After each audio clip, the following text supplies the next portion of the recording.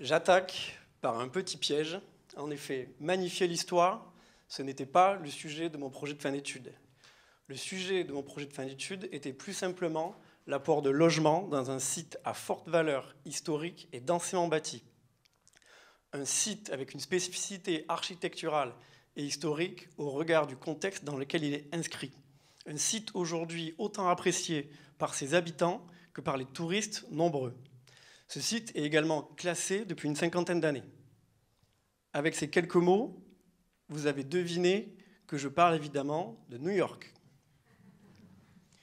New York et plus précisément Soho, la spécificité de Soho, c'est que ce quartier contient la plus forte concentration d'immeubles en fonte, structurellement, et aussi pour les façades. Cette fois, ce sont des éléments moulés, ce sont des ornements. Et ces ornements rappellent l'architecture italienne d'époque Renaissance.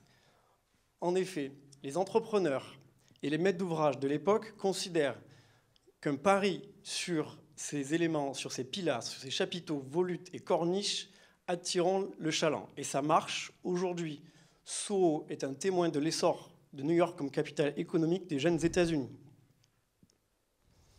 Aujourd'hui, Soho est aussi connu pour être un lieu incontournable du shopping à Manhattan, y compris pour le prêt-à-porter de luxe, à tel point que l'on peut trouver ce document qui, évidemment, ressemble plus au plan d'un centre commercial qu'à de l'urbanisme. Sur ce document, chaque partie grisée est un bloc, en français un îlot, d'une surface de près de 1 hectare. Aussi, le côté luxueux à Soho ne concerne pas seulement l'habillement, mais également le logement.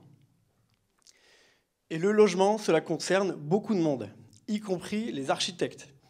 La ville de New York cherche à en créer 20 000 par an, des logements, pas des architectes.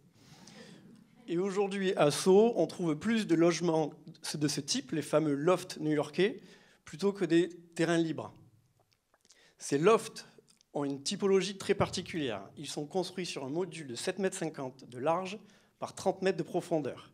Et pour un loft mono-orienté de 30 mètres de profondeur, cela veut dire une absence de lumière en bout de course et souvent des chambres aveugles, c'est-à-dire sans fenêtre.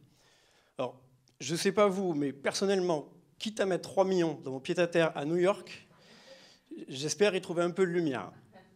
Évidemment, de tels lofts mieux éclairés et mieux orientés existent, mais ils sont beaucoup plus rares et ça fera augmenter la valeur du bien. Et les 6 millions, je ne les ai pas. Donc on a un système où le système de construction en fonte et les façades amènent à un classement, mais il y a un gros problème entre la valeur faciale de ces logements et la valeur intrinsèque. Ils n'apportent pas une qualité de vie satisfaisante. On est à Soho, et plus précisément sur le bloc numéroté 498, sur la grille de Manhattan. Si on regarde au premier coup d'œil le plan, on s'aperçoit que le sol est complètement saturé. Mais si on regarde d'autres documents, on s'aperçoit que le ciel nuit n'est pas complètement exploité. Or, nous sommes à New York, et à New York, le ciel est un espace à conquérir. On s'aperçoit donc qu'il va falloir trouver un moyen de concilier le besoin de logement avec le désir de préservation d'une histoire urbaine. La solution proposée est donc celle d'un projet en surélévation. Les volumes vont venir s'insérer entre et au-dessus des toitures existantes. La composition générale du bloc final viendra finir les façades et le bloc. Soho a aussi connu une effervescence culturelle dans les années 70 et 80. Pour pérenniser cet élan créatif, je viens insérer un centre culturel au-dessus des toitures les plus basses sur la partie sud du bloc. Pour résoudre le problème de l'éclairage, de l'apport d'éclairage naturel, je viens détourner la règle dite du setback new-yorkais. Cette règle, tout le monde la connaît implicitement. C'est elle qui force les immeubles à Manhattan à créer un décrochage le long des avenues. C'est elle qui caractérise les perspectives urbaines que tout le monde a déjà vues. Sauf que cette fois, plutôt que de l'appliquer en alignement de rue, je viens l'appliquer en cœur d'îlot pour permettre à la lumière naturelle de pénétrer dans l'épaisseur du bloc. Et voici le résultat. On a une esplanade au-dessus des toits qui apparaît. Le projet se déploie tel un gratte-ciel horizontal avec une volumétrie nette et affirmée.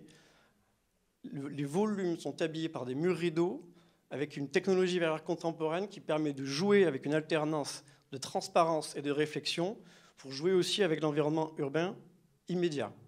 Car aujourd'hui, même à New York, on rêve d'encore plus de New York. Merci.